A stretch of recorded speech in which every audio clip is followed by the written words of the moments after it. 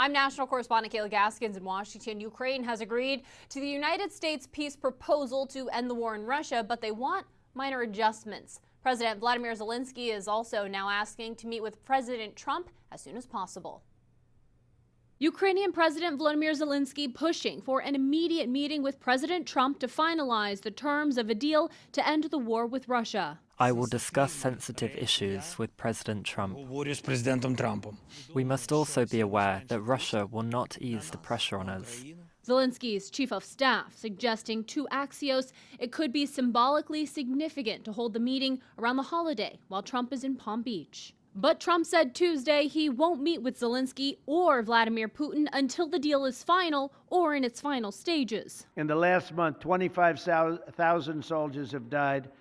So I think we're getting very close to a deal. We'll find out. On Tuesday, President Trump said he directed Special Envoy Steve Witkoff to meet with Vladimir Putin in Moscow to discuss the agreement. Army Secretary Dan Driscoll will simultaneously meet with the Ukrainians. White House Press Secretary Caroline Leavitt saying they've made tremendous progress. However, there are a few delicate but not insurmountable details that must be sorted out, adding further talks will be needed between Ukraine, Russia, and the United States. At the end of October, U.S. and Russian officials met secretly, a meeting that led to a 28-point peace proposal.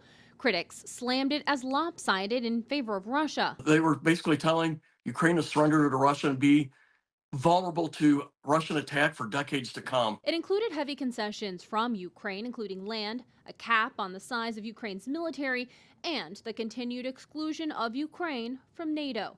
This past weekend, Secretary of State Marco Rubio met with Ukrainian negotiators. The result was a pared-down 19-point plan, more palatable to Ukraine. Of course, we're going to have to make sure the other party in this war, the Russians, agree to them as well. Russia's Foreign Minister Sergei Lavrov saying the amended plan must reflect the spirit and letter of an understanding President Putin and President Trump reached during the Alaska summit. In Washington, I'm Kayla Gaskins.